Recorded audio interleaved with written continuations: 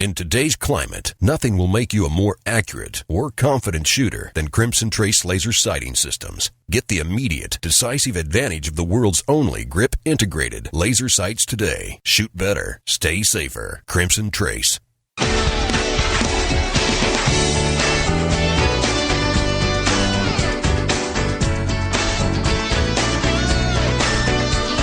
This is Tom Gresham's Gun Talk, now available on iTunes and other podcast clients, and on the free Gun Dealio smartphone app for iPhone and Android. Feel free to call Tom now at 1-TOM-TALK-GUN or 866-825-5486, or email tom@guntalk.com. Now, once again, here's Tom. All righty, it is Gun Talk, and I'm Tom Gresham, and we're going to be talking about, well, guns and ammunition and scopes and optics. And if you have something on your mind or a gun you want to tell me about or something you went out to the range and shot, by all means, give us a holler, 866-TALK-GUN, or just dial 1-TOM-TALK-GUN. Of course, if you can shoot me an email, tom@guntalk.com, very easy, over on Twitter, @GunTalk. It's a lot of ways for us to communicate, but frankly, calling into the show and let's talk about it, that's the more fun way to go. You know, we talk about guns, gun politics, gun issues, and for whatever reason, it seems that the medical profession either has injected itself or in some cases has been pushed or pulled into this. When I was doing my interview with NPR last week, I was asked, well, do you think that the Centers for Disease Control should be given back the ability to study guns as a health matter? I think I surprised the host when I said, well, if they would do it in a straightforward fashion and not do it with a goal of banning guns, which is what their former head did, which is what cost them their funding, when he said, our goal is to make guns like cigarettes dirty and banned. And so Congress said, wait. You can't do research on this subject if you know what the end result is that you want out of it.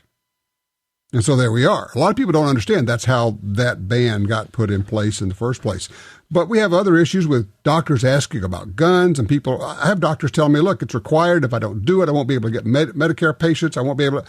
And you're going, holy cow, and now we got Obamacare in the middle of it. So we thought, well, let's have somebody on here who actually knows this stuff. Dr. John Edeen, he's with the Doctors for Responsible Gun Ownership, joins us right now.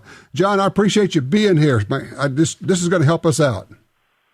Well, great. I'm happy to be here. I'm in the middle of actually doing a class with new shooters, a physician, a nurse, and a occupational therapist. And my instructor, Ben Branham, is a real good friend and a good instructor.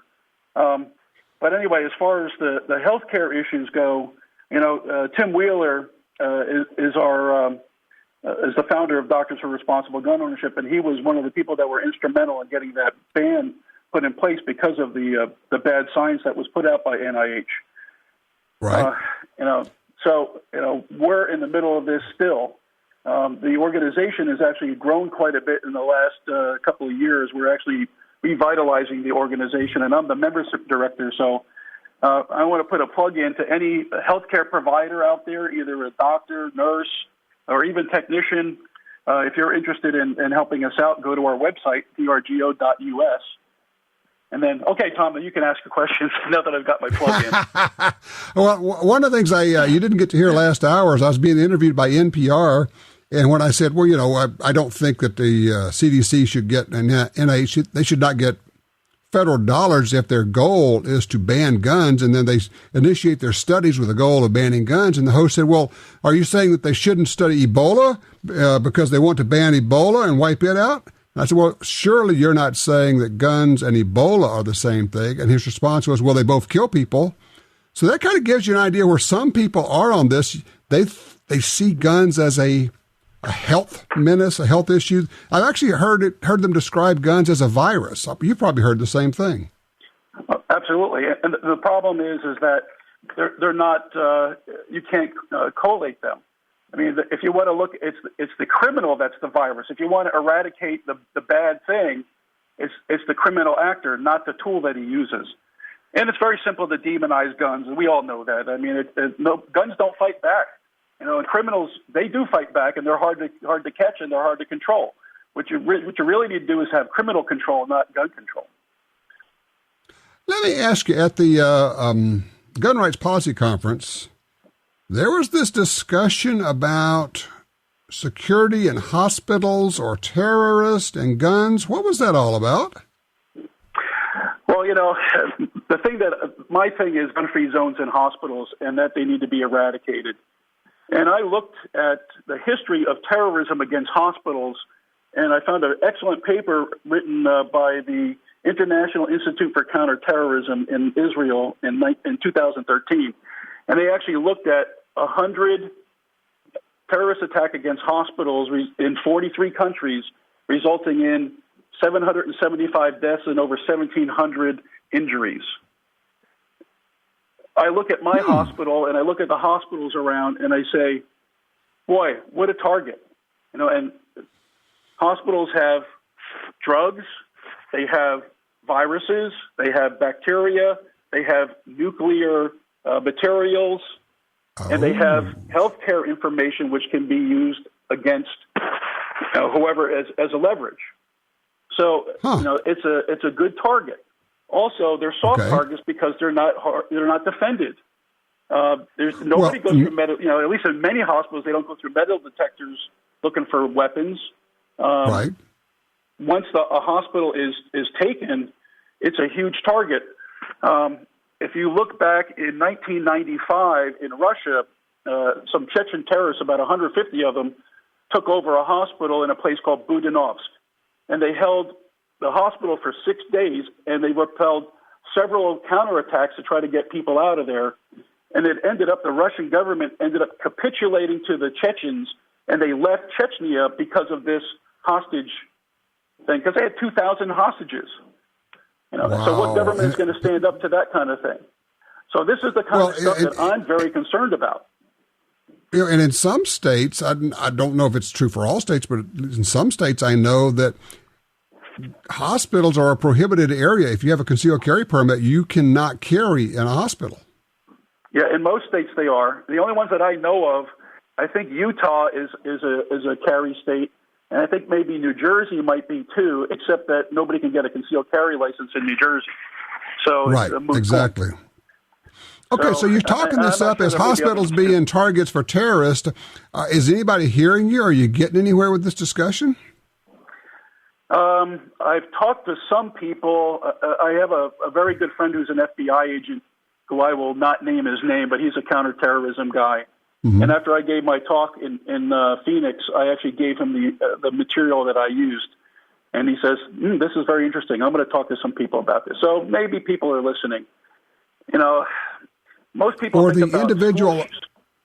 Well, let's just stay with hospitals for just a second. For the individual healthcare provider, a person who's working in a hospital, and I know that there are doctors and nurses who work late. It's a 24-hour facility. They're coming out, and they say, well, you can't have a gun in here. Yeah, okay, well, I'm going to go out to my car.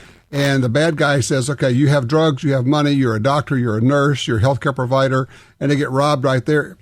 I know personally doctors who just say, no, I am not going to make myself a victim. I carry all day long, doing my rounds, wherever I am in the hospital, I'm always carrying. You must have heard that.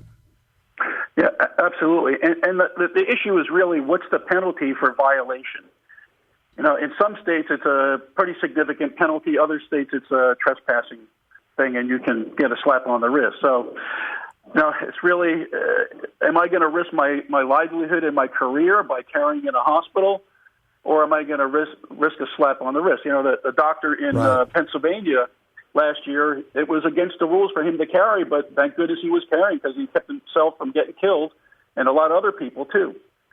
So it's a difficult decision to make. None of us really want to say break the law, but some people, they're going to have to bend the law, and it's an unjust law in my book.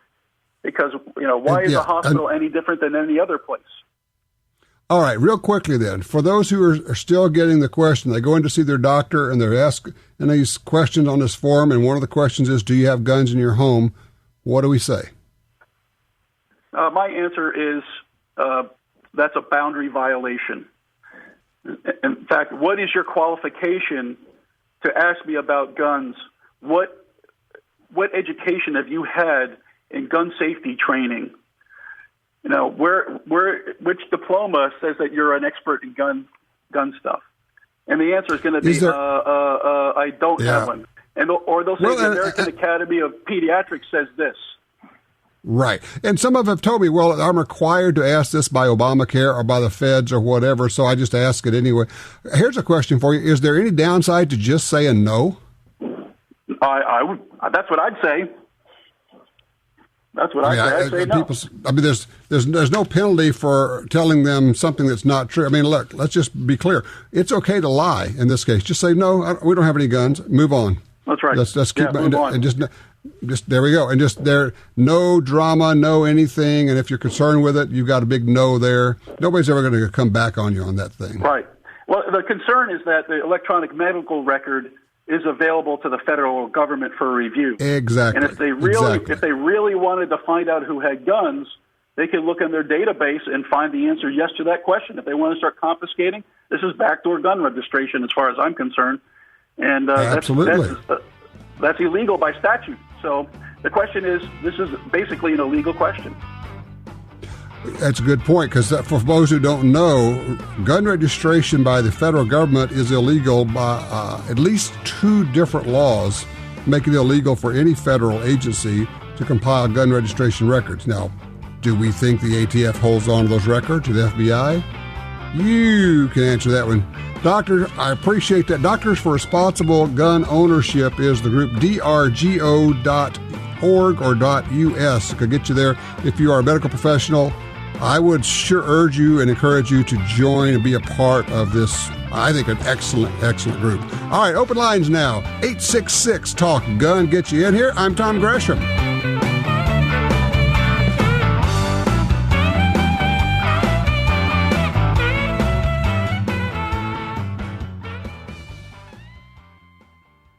The Ruger LCRX is a variation of the LCR that features an external hammer, allowing it to be fired in single-action mode. The LCRX can also be fired in double-action mode. It features a monolithic frame made from aerospace-grade 7000 series aluminum, a patented Ruger friction-reducing cam that results in a smooth, non-stacking trigger pull, and a patent-pending polymer fire control housing that significantly reduces weight and helps reduce recoil. The Ruger LCRX Revolver, another rugged, reliable firearm from Ruger. Hi, this is Tom Gresham from Gun Talk. America is losing critical wildlife habitat at a rate of 1 football field every hour.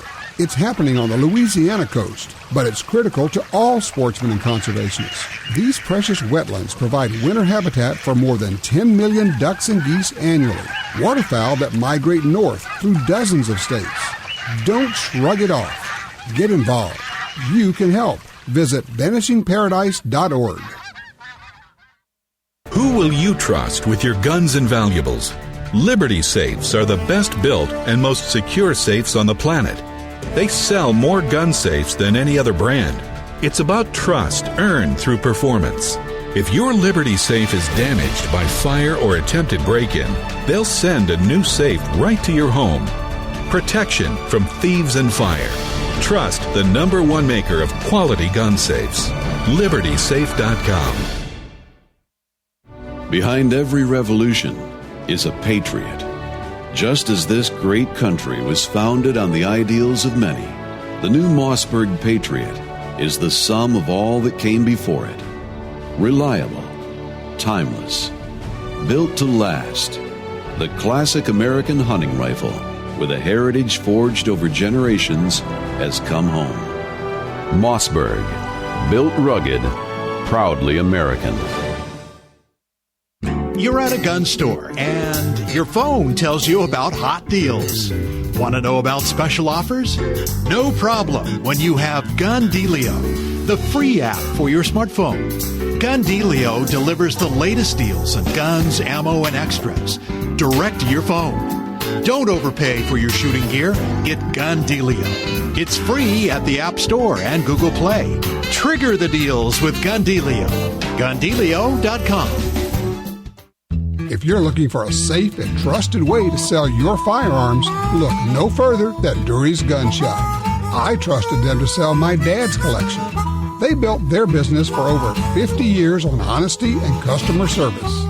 Dury's Guns will buy any size collection or estate, none too big or too small. Selling your firearms to Dury's Guns is easy. Go with the pros. I trust Dury's Guns. DurysGuns.com.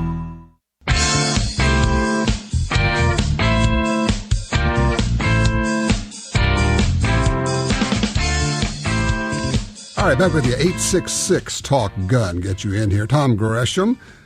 Pretty much open lines if there's something you want to talk about. Have you been following the Donald? He said he has his carry permit, and he says he feels better when he carries. He's more comfortable when he carries. And then, of course, you have Dr. Ben Carson, who's taking heat for saying, hey, the Nazis took guns away from the Jews, and that made it easier for them to ship them off. And people go, oh, that's crazy. That's nonsense. Is it? Should he have said that? Would there have been a better way to say it? Would you have to wake him up first to get him to say something else? Good grief, the guy always looks like he's going to sleep, doesn't he? I don't know. I don't know where we're going with this election. Really, truly don't. Anybody who says this is what's going to happen, I think is just making noise, because I don't know where it's going. It's crazy town right now. Line 3, Chuck's with us out of Carson City, Nevada. Hey, Chuck, what kind of problem you got here? How you doing, Tom? Well, I went out shooting clays yesterday with a buddy of mine, and we had some issues with the estate 12-gauge shotgun shells, their target and game load. Okay. What's going on? We were shooting them through Ithaca Model 37 Featherlight and my 870 Express Magnum, and we were getting them. They were seasoning the chamber so badly that the extractor couldn't pull them out, and we had to pound them out with a ramrod. That doesn't sound good. And we had some different shells. We had some Supremas, which are made by Tula Ammo, and they had the brass ring on the bottom of the shot shell was about a 1/4 inch taller, the base, and those ones were cycling just fine. So I'm wondering if I got a faulty batch of ammo, or if that my gun just doesn't like those things. Well, if you're having that problem with both a Remington 870 and an Ithaca Model 37, two pumps, for those who don't know, so these are not semi-autos that are being finicky. These are pumps, and they're locking up the gun. I will tell you, my first reaction to that is an overpressure situation, and a state may have a batch of ammo that has high pressure. I would put that ammo aside. Do you have any of the empties that you saved, the hulls from that batch? No, I don't. I cleaned out the truck, and I looked in the back, and there isn't any. You have any of the loaded ammo left? Yes, I bought 100 rounds of it, and I only shot one box, and so I still got 75 rounds of it at home. Okay, I would call a state, tell them what's going on, and give them the lot number. It'll be on the usually it's on the flap when you open the box up. And see if they have, any issues with that. Just kind of give them a chance to. My guess is they're going to say, okay, yeah, don't shoot those. We'll get you some more ammo. That's the only thing that comes to mind is that there's a possible, because two guns, that's the thing. If it's a one gun, I'd say, well, it could be a gun issue. But I think by it happening in two different pump action guns, we kind of eliminate the gun as the variable. And I think the variable then is the ammo itself. And so I'm thinking it's the ammo, and I think if you'll give a state a holler, I think you'll probably get some information and get this thing worked out. Yeah, okay. That sounds like a good idea. All right, good deal. Glad that everybody's okay and didn't hurt any guns, and just kind of a pain to get them out of there. But that's certainly what I would do. Thank you, Chuck. I appreciate that call. Let me scoot down to Bill on line 2 out of Coos Bay, Oregon. Hello, Bill, talking about loads. What's going on here? Well, I have a Dillon progressive press that I load rifle ammo with. It does a fine job on it. I was trying to load handgun ammo with it, but it didn't want to work very well. And I was wondering, what would you recommend for a progressive press for handgun loads? Well, an awful lot of people use Dillon's to load handgun. I'm not sure where the problem is. Do you have a kit so you could swap out, the dies and everything to handgun ammo on your loader? Yeah, I got it all, but it ain't working. So evidently, I would have to get another press just for handgun ammo, I suppose.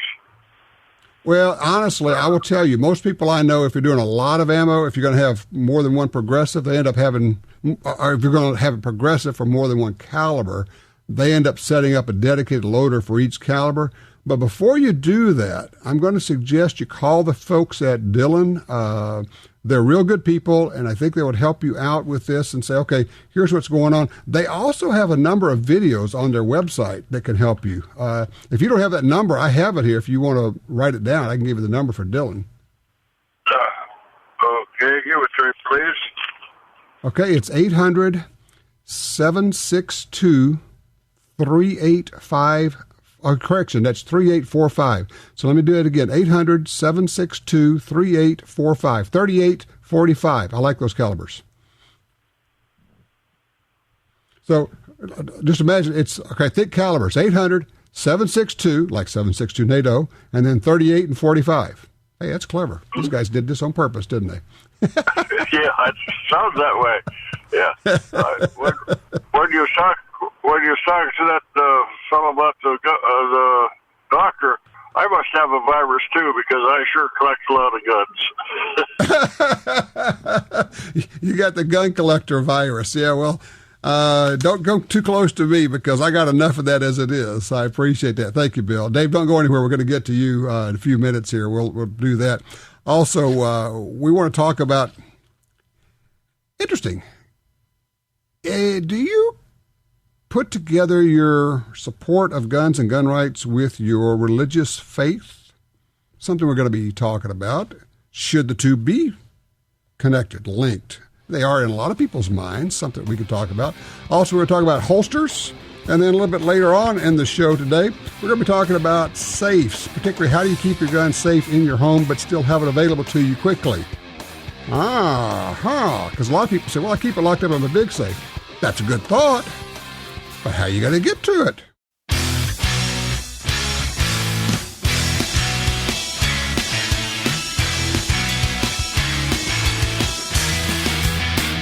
Broadcasting nationwide, you're listening to Gun Talk. And now, back to Tom. All right, back with you here. Here's a question for you. Do you have to be a coward to be a Christian? Say, what? Yeah, like turn the other cheek. Do you believe that, thou shalt not kill? Talk about your misinterpretation of the original language. Well, somebody who's addressed that is my good friend Paul Markel. He is, of course, the creator of Student of the Gun, TV, radio, blog, video training, personal training, all sorts of things. Paul Markel joins us right now. How are you there, sir? Well, thank you for having me on, Tom. I certainly appreciate it. Absolutely. So the book is called Faith and the Patriot, A Belief Worth Fighting For. And I get this all the time, and I'm sure you do too, where they say, well, the Christian thing is to turn the other cheek. You wouldn't be a fighter. You wouldn't defend yourself because in the Bible it tells you to not hurt other people. You looked into that, didn't you? Yeah, I did a tremendous amount of research, and it actually all started, I guess about a year and a half ago when some nuns in Ohio decided that they were going to protest the opening of a gun store in their neighborhood. And I got to thinking, like, why is it that people who are supposed to be like Christians or Christian leaders have decided to come out against firearms? And I dove into a little farther, and I actually started studying. I studied the works of Pope John Paul II, Martin Luther's Catechism, the Catholic Catechism, and, of course, the Holy Bible. And the fact of the matter is most of what people are getting is like a Cliff Notes or a cheat sheet version. They're getting well, thou shalt not kill. How can you be a Christian and carry a gun? Because, it says, well, first of all, it doesn't say that. The original Hebrew said, "Thou shalt not commit murder," and it was, shortened or I guess dumbed down to kill. Let's face it. If you took it to the extreme, that would mean ants, mice, rats, whatever. And right.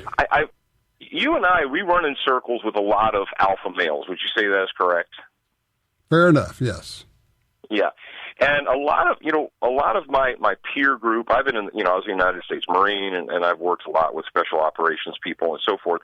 And a lot of them, they stay away from the Christian church, or they kind of poo-poo it, because what they see being broadcast is a group of weak people, a group of people that are willing to allow themselves to be abused or are not willing to fight for what they believe in. And, the alphas are like, I don't want to be a part of that. Well, that's not really the way it is. It's not the way it's supposed to be. It may be what we're getting from the populist church, but that's not the founding. And that's why the current Pope. Yeah, you got the current Pope telling you can't be a Christian if you're in the firearms industry, and going, well, what is that all about? A man who is protected by people with carrying guns all day long. Yeah, exactly. That guy that's in there now, I'm sorry, but I don't need your permission there, Francis, to talk to God. I've got a direct line. So you start doing your research, and I agree with you. In the popular culture, an active or devout Christian is someone who is thought to be non-combative, to be passive, to be docile, to be someone who, frankly, would go ahead and rather die than defend him or herself or even someone else. And that just seems so wrong to me. Well, it is, but we're force-fed this soft, easy, Cliff Notes version of Christianity that requires no actual research or thought. And of course, Hollywood portrays Christians as either hypocrites or cowards. Depending on what movie or show you're hosted to, Christians are either hypocrites or they're cowards. And then they also have this belief that in order to be a Christian, you have to be a pacifist, or you must embrace pacifism. Right. And it's just not there. I will tell you, Paul, you don't know this, and I have not shared this. I was a member of the Methodist Church for many years, and I left the church because the Methodist Church has taken a lead role in gun control efforts for the last 20 or 30 years, and they won't back down from it. They actually formed their own national gun control group. That didn't go anywhere. This is 25 years ago. And finally, I just said, okay, I cannot reconcile the two.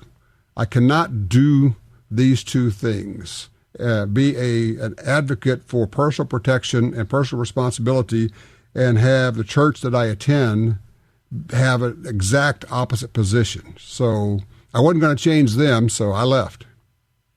Yeah.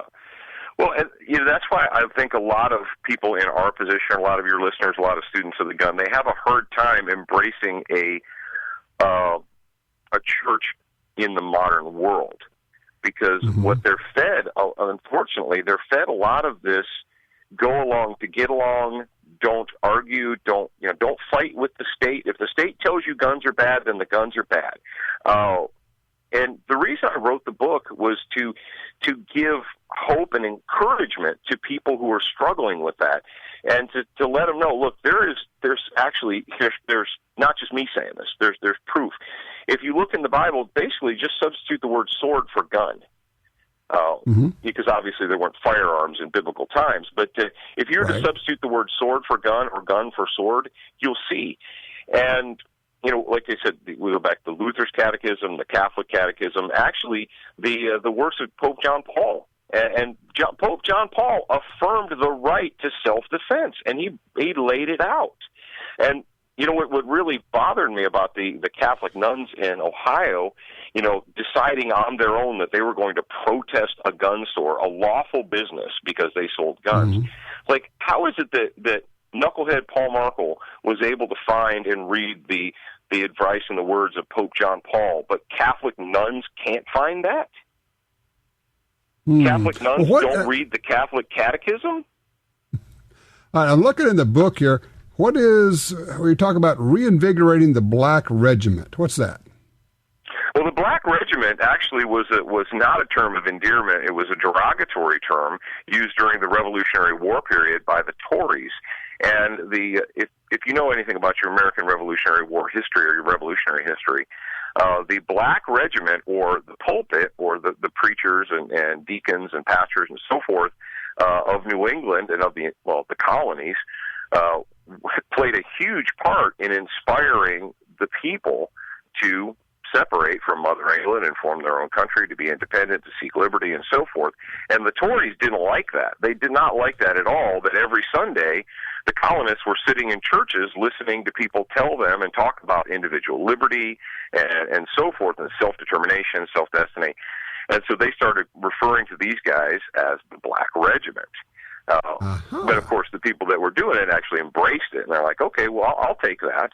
And the chapter in the book about the Black Regiment is essentially, I throw out a challenge to, hey, are we going to reinvigorate the Black Regiment? Are we going to turn our churches into places where people are taught, independence, liberty, or are they just going to be taught to be subservient, to be a peasant class that needs to just shut its mouth and sit down? All right, you and I both know preachers and pastors of all religions who carry guns probably all day, every day, probably while they're up in front, delivering sermons. I guess the next step is, how do you get them to start talking about this? Well, that's why I did the book, Tom. And I've been promoting it. I've been promoting the idea, and everybody and I encourage people, look, get this. I've actually been very, very gratified to have a lot of people contact me or write me and say, hey, I got the book, or I bought 2 books. I'm giving one of them to my pastor because I want him to read this. I want my deacons to read this, and so forth. Especially in today's world, if there was never a doubt in my mind that I needed to write that book. There never was. But as I was editing it, as it was going to the publisher, and there was so much going on in the nation. And now we have Christians being singled out for assassination because they're Christians in the United States. I know. It's now's the time. Paul, the book is available at your website, studentofthegun.com. Is that a good place for them to go? Or Amazon. They can go to Amazon, type in Paul G. Markel, and all the books that I wrote are there. Okay, very good. And this one, the name of this book is Faith and the Patriot, Paul Markel. Tell you what, you're going to get a lot more Paul next week right here on Gun Talk. Thank you, Paul, and thank you in advance for helping us out. We'll talk with you later. All right, open lines, 866-TALK-GUN. Get you in here. What do you think? Do people of religion have to be cowards?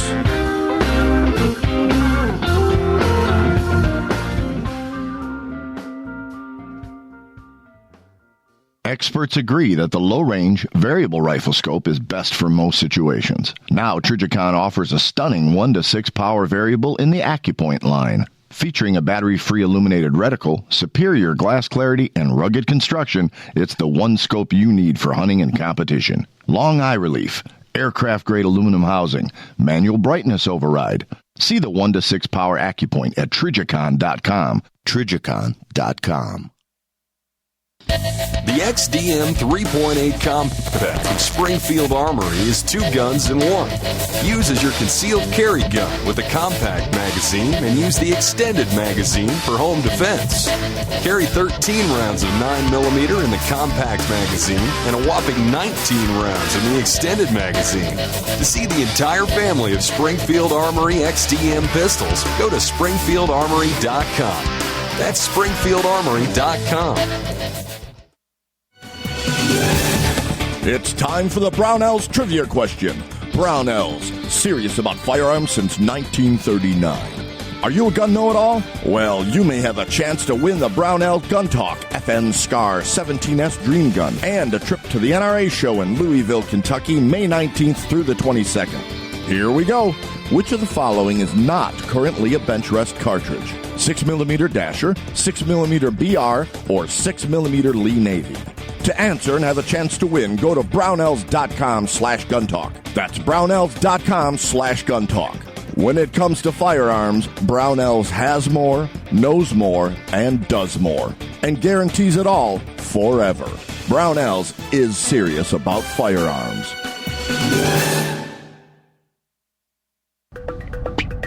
The .45 Auto, also known as the 1911, is the standard other defensive pistols are measured against. No matter what pistol you carry, techniques developed around the 1911 are vital. You know you need training, and you know your concealed carry class definitely was not training. Now GUNTALK presents an exciting DVD, Fighting with the 1911 with Tiger McKee. Tiger's unique training style will have you drawing, moving, shooting, and running your gun better, no matter what style pistol you prefer. At shopguntalk.com, you can order our DVDs of Tiger's instruction. ShopGuntalk.com also has a 2-DVD set, including Concealed Carry 1. Get both for the information you know you need. This really is life and death. ShopGuntalk.com has DVDs, books, and other essential gear. ShopGuntalk.com. That's ShopGuntalk.com. In the war on terror, fighting crime in the streets, in competition and homes around the world, one name in firearms stands out: Sig Sauer. Our pistols and rifles are renowned for their unfailing performance. This same commitment to excellence can be found in our line of SigTac accessories and the training offered by the Sig Sauer Academy. For unmatched quality, reliability, and innovation when it counts, choose Sig Sauer. Visit SigSauer.com today.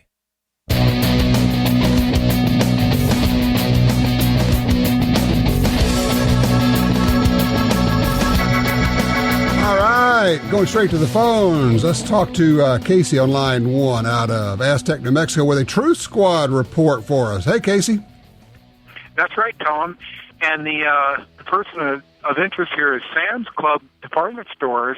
My wife and I approached them to get a membership, and while my wife was in, kind of vetting the store a little bit, I was outside, and I noticed their sign dealing with concealed carry, and from reading the sign, I wouldn't have had any, I would not have, it left no doubt in my mind that guns were strictly prohibited. So when my wife came out, I said, well, we're not going to get a membership here. They don't allow concealed carry. And so I called them. I got a manager on the phone later that day, and she assured me that concealed carry was legal as long as it was done legally with a valid carry license and so forth. But from reading the sign, Tom, it said in big bold letters, no loaded or unloaded firearms in the store. And then right above it, there was this, in little microtype, there was this clause about New Mexico law that said, it basically said there was a clause that made it okay to carry concealed as long as there wasn't alcohol being sold that was meant to be consumed there, which is common exclusion across the states. Right. And, so let me see if I got this. So they've got a sign on the outside that says no guns loaded or unloaded, but when you talk to the manager says, oh yeah, it's okay if you've got a carry permit. Right. But I kind of pressed them a little bit, Tom, because I wasn't sure I was buying it. I didn't have the general manager on the phone. I had the assistant manager on the phone. And, unless you have it in writing, it doesn't exist. And I'm not necessarily going to take the word of the manager on the phone based on the writing that was available, i.e. their sign. Right. Let me tell you what I know. Walmart corporate says whatever the state law is okay. What I would do, if I were you, I would take a picture of that sign. I would call Walmart corporate headquarters, 1-800-WALMART, report the manager, report the sign, and say, look, we know what your policy is, so why put up a no-gun sign when you don't have a no-guns policy? Casey, a huge attaboy for the Truth Squad activity. GUNTALK Truth Squad, that's what we do. We challenge this stuff, we don't shrug, and we don't just go along.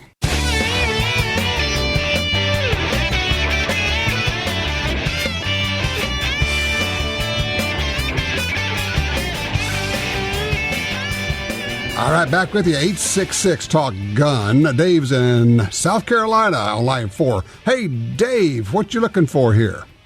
Hey, Tom. Doing some shopping for concealed carry holsters. I really like the hybrid Kydex holsters, like the crossbreed and the alien gear.